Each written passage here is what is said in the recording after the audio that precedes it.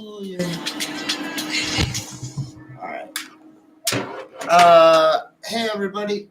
Welcome to the Vblog number 5 about my subreddit and LexiConvention, the world's first international dyslexia convention. And the vision for LexiConvention is a mix of Comic-Con, video game conventions, and learning disability or learning handicapped people research and discussion.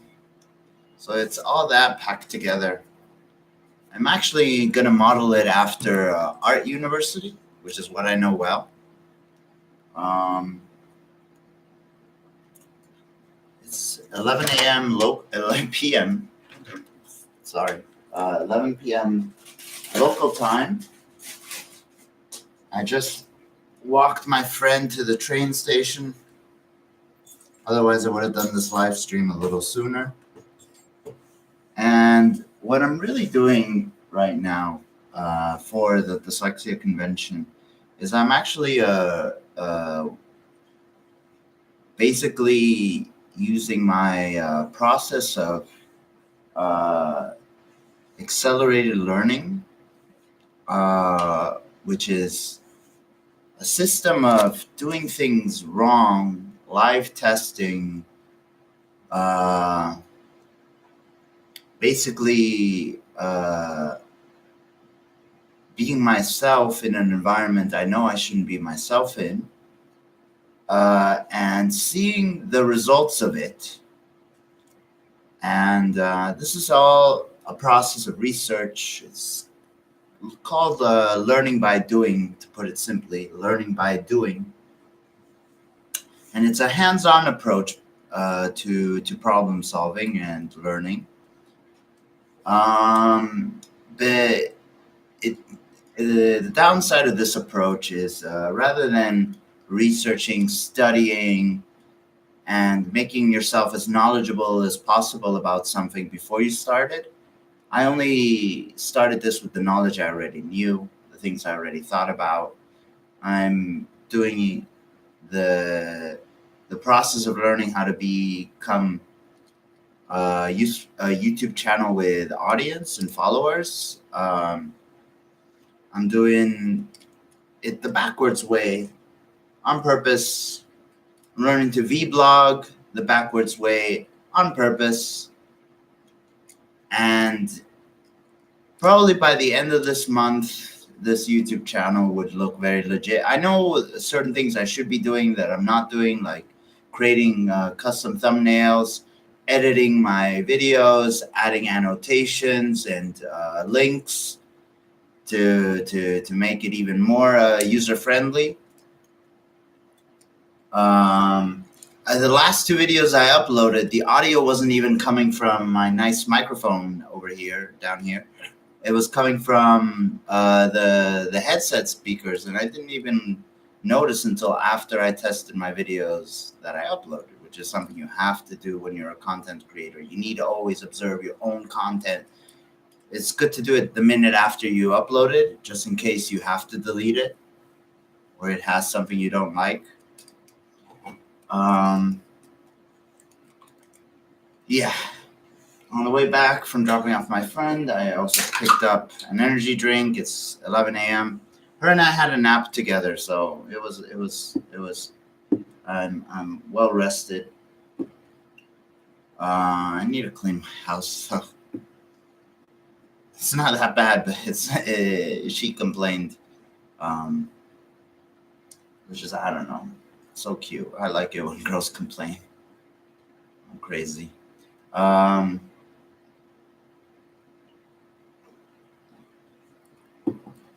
So what can I talk about today? Well, I uploaded 2 research links, so let's start over there. And I'm in the mood to write a nice poem. I was thinking about the poem on the way here, and now I already forgot the main, everything I wanted to write in the poem. But it might come back. Yeah. The brain is a circle, you know? uh, your neurological pathways, they're basically like plant roots. They just grow where they need to grow to better benefit the whole plant. I have old drawings somewhere where I very symbolically drew how a flower grows inside a person, and the roots are the brain, and then the flower has the petal where the heart is, and it continues on to your sexual organs. I made that drawing in high school. It would be interesting if I could find it, if I maybe have a backup somewhere, but I never know with my own art. The trick about being a good artist is you make so much art, you just have it all there. And if you do lose your artworks, you always have the potential of remaking them, even though that really sucks. But that's life, you know. If you're in another career other than artist, the same thing happens there. You do work sometimes and you get no results. And you can either keep working on it until it achieves the results you want, or you can move on. Anyway, so that's enough jibber jabber. Let's talk about the work I did for LexiConvention. So,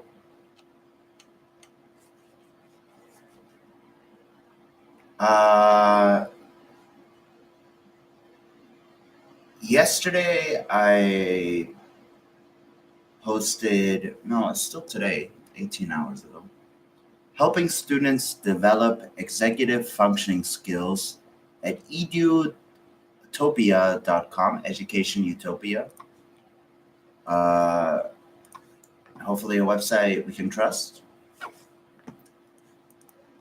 And it's focused on helping people in growth as a student and how to create. And I really enjoyed this article. It's very simple. It points out that you need to have interaction with the teacher if you're not that good at learning, because then the teacher can just explain things to you that you don't have to read from a book. And it will help your reading later once you hear the teacher explain things to you. It talks about time management, metacognition,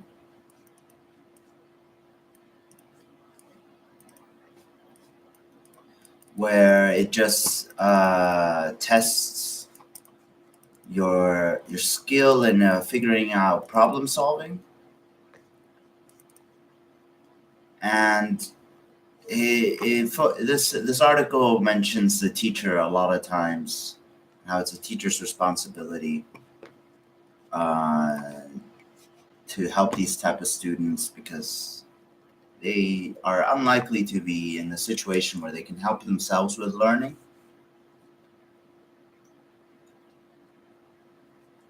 I'm here to talk about that, how I went from such an awful student to a good one just through will and determination.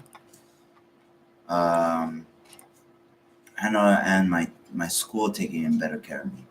So the second article I posted is 5 reasons why non-digital time management is more productive. And this is a Forbes article, and Forbes is a very well-known American business critique and review and news magazine. They will always tell you the results of current business deals and how they affect the stock market and whatnot. It's basically an online, no, I think they're also a real magazine based in New York. You can look that up quickly.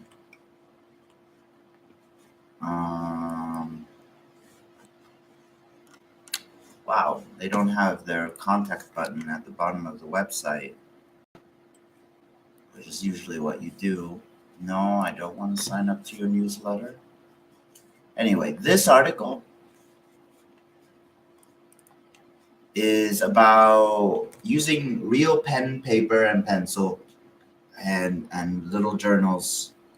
I use black sketchbooks, big black sketchbooks, or a 4-size black sketchbooks usually. And then usually I even had phases where I bought bigger and smaller ones to see if that would change my drawing, and it definitely did. Um, so they point out a few steps on why this is better. The first is an analog process that takes you away from your computers is less distracting. So this is mentioning how analog things, an analog is basically everything that has no electricity to it. That means it's analog. Um, um, okay, that definition is actually not very good because there is such a thing as analog audio, and that has some electricity to it, but not much. It's very small. It's a signal type. But every signal type is electricity based. So no. Let's look up the definition of analog. I don't have it at the top of my head right now. So I just go to Google, type define, and then I put colon. Now I put analog.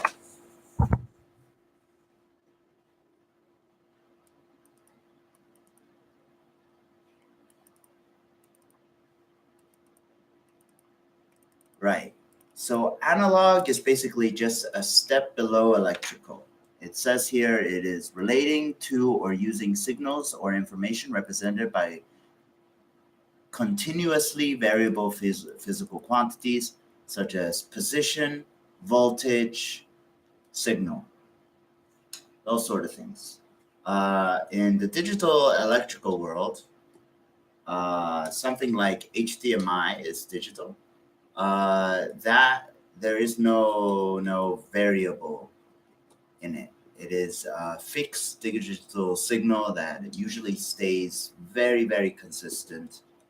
Uh, like the bandwidth of an HDMI cable is always fixed, while the bandwidth of an analog cable, such as VGA cables, which is what you used to connect your computer monitors to, and composite cables, which is what your PlayStation 2 used to have, the red, white, and yellow cables. And then component cables, those existed too. That was Xbox 360 mostly. And PS3 also had component output. Those are analog. So this first point by the Forbes article is basically pointing out that because analog stuff, using monitors as the example was a bad idea, because analogs take more thought, more science, more thinking. Due to that variability, it probably will help you be less distracted, as that all those things require more focus. When you're plugging in an HDMI cable, all you have to do is plug it in. When you're plugging in a VGA cable, every pin matters. Every single pin you're plugging in. That's why VGA cables even came with little screws you would have to screw into the monitor. And my monitor right now, it doesn't even have HDMI. I have to use a cable that's DVI to HDMI. And some of that this may not be the best example. If I'm ever writing about this, I'm going to have to think of a better metaphor and example. Not metaphor, simile. Anyway, so the second point is it requires more effort. Yes, writing with pencil and paper requires more effort. You can even just realize this by the motions you do, the muscle memory. Every time you write one whole word, if you do it all in cursive, you do it all at once. You do this rhythm like this. You're doing it in print. You're doing a rhythm like this. If you're typing on a keyboard, you're doing it in a rhythm like this. The keyboard actually matches the work effort very closely. And now we are in the cell phone area where most people do it like this. One thumb, just the thumb gets muscle memory. No longer your fingers even. The thumb is not a finger. Um, and in your hand, your fingers would hold the pencil in a certain way. That's the muscle memory that pretty much would instantly make your body think, oh, it's writing time. This is, I'm talking to my friend time. It's not really research time, uh, good writing time. It's not. It's how do I communicate with my friends, and how do I actually touch as little things as possible to get stuff done. That is the app mentality of the world these days. So it takes less effort to use a cell phone or computer than it does to actually use a notebook. And just that very fact that it's more effort creates a more likelihood that you'll remember what you did, that you'll think more about what you did, that you'll be more concentrated on what you're doing. Because you can't just switch to the Facebook app in your notebook. It doesn't have Facebook installed. Thank God. Customizability. So this is great for dyslexics. Things that are analog and not digital, you can usually break them apart, open them up, reverse engineer them, and it's not even against the law. It's your right. But in the digital world, a computer, you can do that stuff, but they're built in by machines, which means that when you take them apart, you have to basically be able to rebuild them like a machine. And everything has gone to such a micro scale that it's not even easy to observe the mechanics of things these days. So the customizability of older hardware, analog hardware, mechanical hardware, this gives you a customizability. And it's not even that. Like, even if it's just your notebook, you can put stickers and drawing into your notebook that you see instantly the moment you're about to take notes or the moment you're about to study. And that little pieces of artwork can prepare you, put you in the right mood for what you're about to do next. You can customize some things on your cell phone, more so Android than iOS, which I have. But even I customized it. Like, I put a painting I made for an ex-girlfriend of mine. I put that in the wallpaper, and then I have a poster of mine about an elephant that I also made in the background, and that just, it improves my mood, seeing my own art that I'm proud of. So the fourth thing in the Forbes article is it's more enjoyable. It creates more mindfulness. This is arguable. Some people have more enjoyment on digital computer things than they do with analog things. People are different. So number 4 is very arguable. I won't go into it. 5, most importantly, it works. And this is true. I posted before in other articles. Let's see if we can find them with the search function on the subreddit. Just type learning.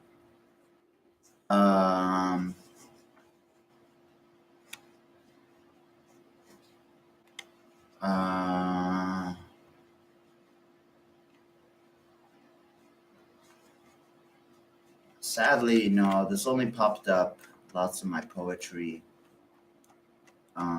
Here's the research. No, this is mostly all poetry. So learning was not the right word to look up, which sucks, which means my website has very bad SOE.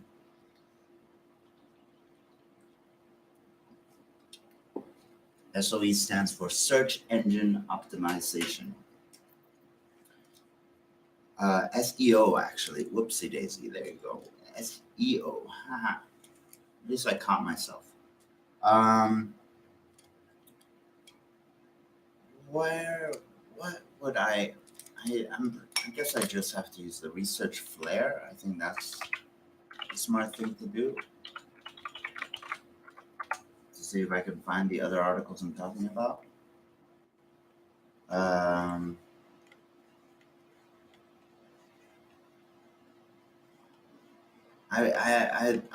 I found a great article that earlier described how creativity is the greatest source for learning. I think I posted it a month ago.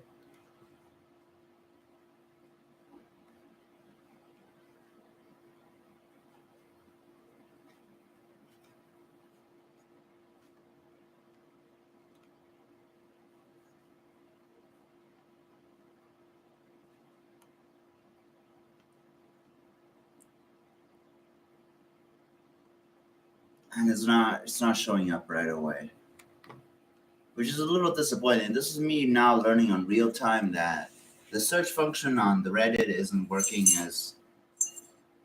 as I hoped it would.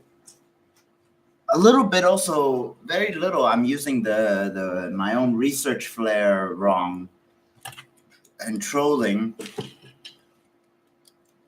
in some of these posts, like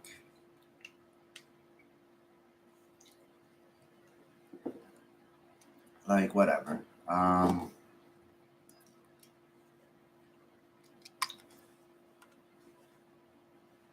10 proven ways to learn faster. Here, I actually found something. This is another article from Entrepreneur Europe that's posted here. So you can find it if you search 10 proven ways to learn faster on the adult dyslexia subreddit.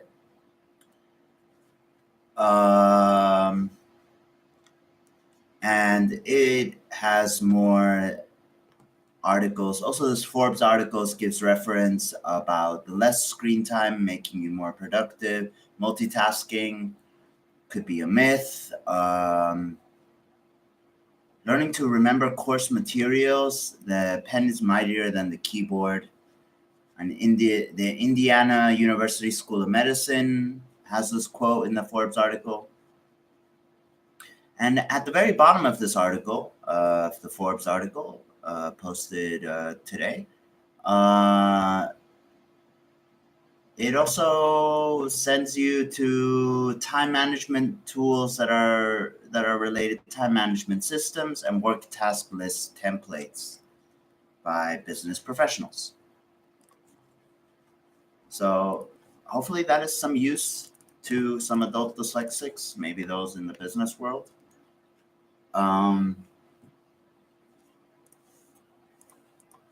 And then I went all crazy and I started posting the funny Flash videos, like one about Destiny being fabulous, the video game Destiny. And this is also a follow-up to for people who just follow my profile. Like I was talking about Destiny being awesome somewhere. And I made a YouTube video of Destiny for the YouTube channel.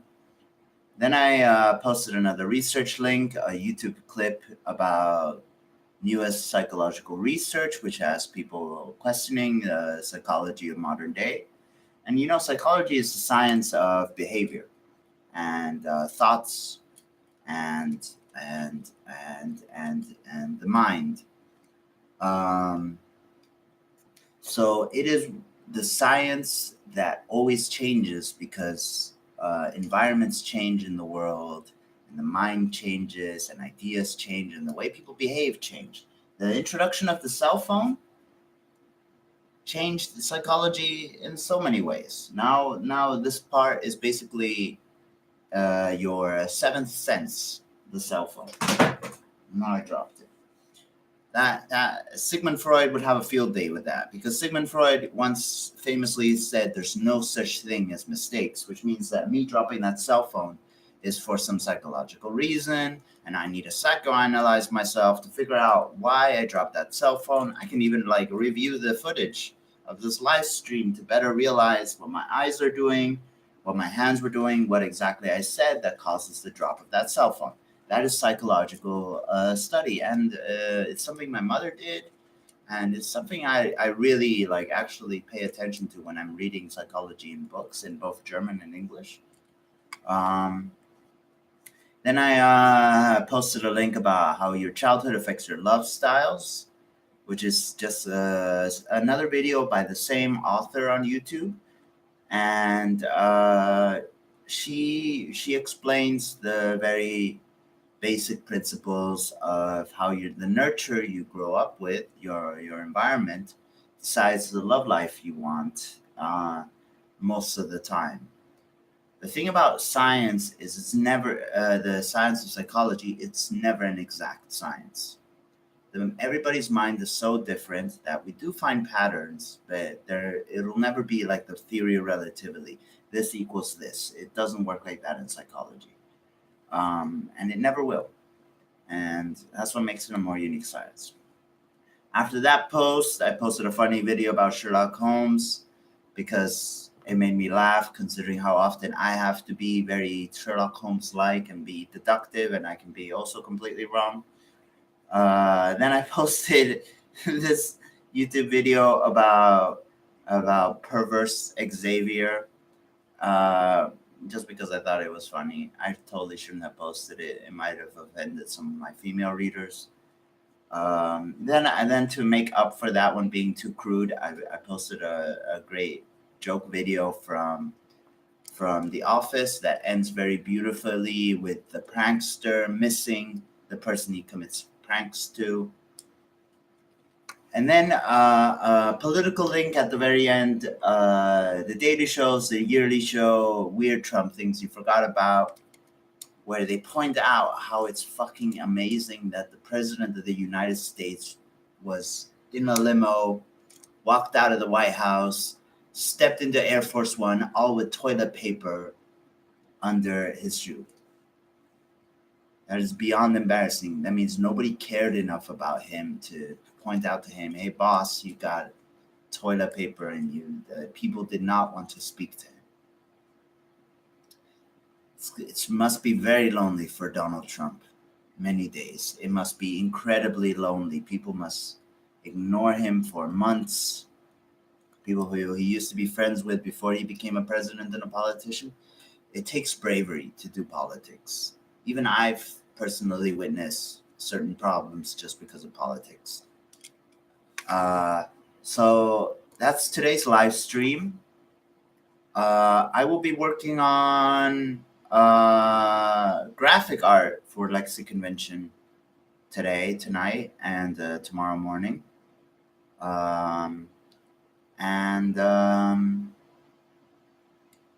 That's it for tonight. I'm so surprised I was able to stop myself from smoking the cigarette or this blunt. Look at that, self-control. The stream quality probably would have gone down. I would have lost my subject matter. Anyway, guys, I'm gonna stop this at exactly the 29-minute mark, and I'm learning how to take into